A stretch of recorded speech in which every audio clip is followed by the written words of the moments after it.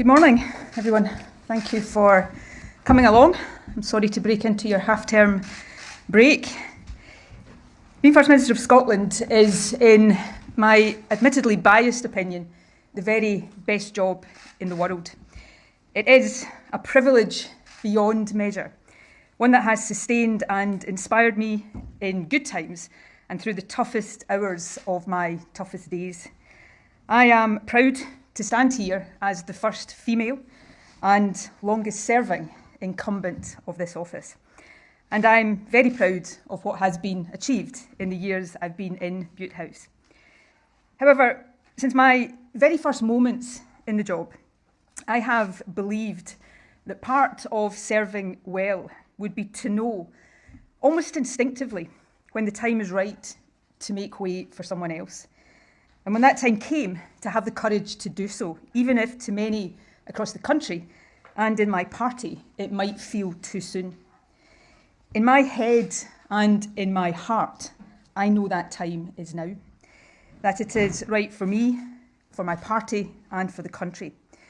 And so today I am announcing my intention to step down as First Minister and leader of my party. I have asked the National Secretary of the SNP to begin the process of electing a new party leader, and I will remain in office until my successor is elected. I know there will be some across the country who feel upset by this decision and by the fact I am taking it now. Of course, for balance, there will be others who will, how should I put this, cope with the news just fine. Such is the beauty of democracy. But to those who do feel shocked, disappointed, perhaps even a bit angry with me, please know that while hard, and be in no doubt, this is really hard for me, my decision comes from a place of duty and of love. Tough love, perhaps, but love nevertheless for my party and above all for the country. Let me set out as best as I can my reasons. First, though I know it will be tempting to see it as such, this decision is not a reaction to short-term pressures. Of course, there are difficult issues confronting the government just now, but when is that ever not the case? I have spent almost 3 decades in frontline politics, a decade and a half on the top or second top rung of government. When it comes to navigating choppy waters, resolving seemingly intractable issues, or soldiering on when walking away would be the simpler option, I have plenty of experience to draw on. So if this was just a question of my ability or my resilience to get through the latest period of pressure, I wouldn't be standing here today, but it's not. This decision comes from a deeper and longer term assessment. I know it might seem sudden, but I have been wrestling with it, albeit with oscillating levels of intensity for some weeks. Essentially, I've been trying to answer 2 questions. Is carrying on right for me? And more importantly, is me carrying on right for the country, for my party, and for the independence cause I have devoted my life to? I understand why some will automatically answer yes to that second question. But in truth, I have been having to work harder in recent times to convince myself that the answer to either of them, when examined deeply, is yes. And I've reached the difficult conclusion that it's not. The questions are inextricably linked, but let me First Minister for over 8 years, and I was Deputy First Minister for the best part of 8 years before that. These jobs are a privilege, but they are also rightly hard, and especially in the case of First Minister, relentlessly so. Now, to be clear, I'm not expecting violins here, but I am a human being as well as a politician. When I entered government in 2007, my niece and youngest nephew were babies, just months old. As I stepped down, they are about to celebrate their 17th birthdays. Now that I think about it, that's exactly the age to be horrified at the thought of your auntie suddenly having more time for you. My point is this: giving absolutely everything of yourself to this job is the only way to do it. The country deserves nothing less. But in truth, that can only be done by anyone for so long. For me, it is now in danger of becoming too long. A First Minister is never off duty, particularly in this day and age. There is virtually no privacy. Even ordinary stuff that most people take for granted, like going for a coffee with friends or for a walk on your own, becomes very difficult. And the nature and form of modern political discourse means that there is a much greater intensity, dare I say it, brutality to life as a politician than in years gone by. All in all, and actually for a long time without it being apparent, it takes its toll on you and on those around you. And if that is true in the best of times, it has been more so in recent years. Leading this country through the COVID pandemic is by far the toughest thing I've done. It may well be the toughest thing I ever do. I certainly hope so. Now, by no stretch of the imagination was my job the hardest in the country during that time. But the weight of responsibility was immense. And it's only very recently, I think, that I've started to comprehend, let alone process, the physical and mental impact of it on me. So what I'm really saying is this. If the only question was, can I battle on for another few months, then the answer is yes, of course I can. But if the question is, can I give this job everything it demands and deserves for another year, let alone for the remainder of this parliamentary term, give it every ounce of energy that it needs in the way that I have strived to do every day for the past 8 years, the answer honestly is different. And as that is my conclusion, hard though it has been for me to reach it, then given the nature and scale of the challenges the country faces, I have a duty to say so now. I feel that duty first and foremost to our country to ensure that it has the energy of leadership that it needs, not just today, but through the years that remain of this parliamentary term. And right now, in a very particular sense, I feel that duty to my party too. We are at a critical moment.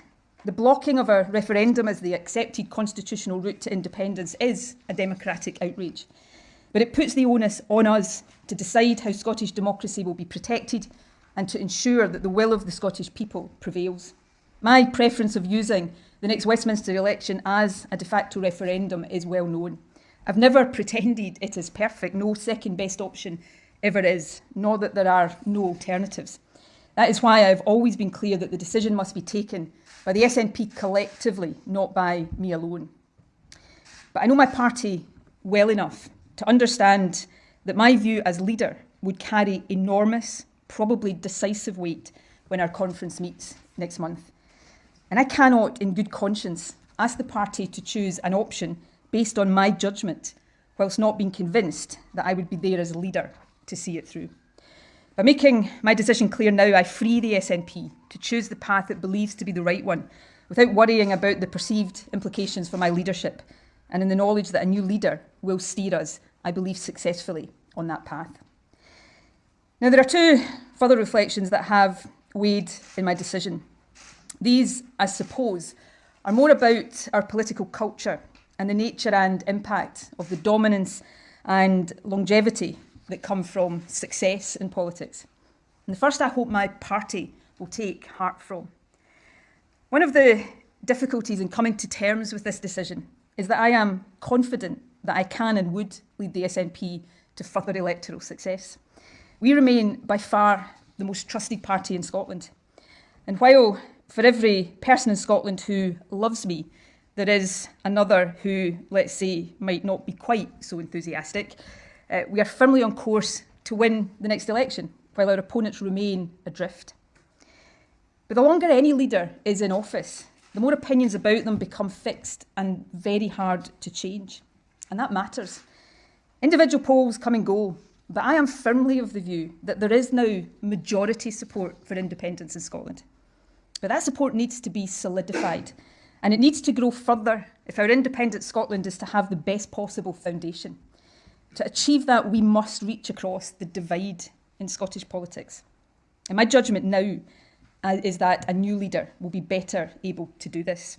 Someone about whom the mind of almost everyone in the country is not already made up, for better or worse. Someone who is not subject to quite the same polarised opinions, fair or unfair, as I now am. The good news, as the country will now get to see more clearly perhaps, is that the SNP is full of talented individuals, more than up to that task. My second reflection is related. I feel more and more each day now that the fixed opinions people increasingly have about me, as I say, some fair, others little more than caricature, are being used as barriers to reasoned debate in our country. Statements and decisions that should not be controversial at all quickly become so. Issues that are controversial end up almost irrationally so. Too often I see issues presented and as a result viewed not on their own merits, but through the prism of what I think and what people think about me. I've always been of the belief that no one individual should be dominant in any system for too long. But while it's easy to hold that view in the abstract, it is much harder to live by it. With this decision, I am trying to do so.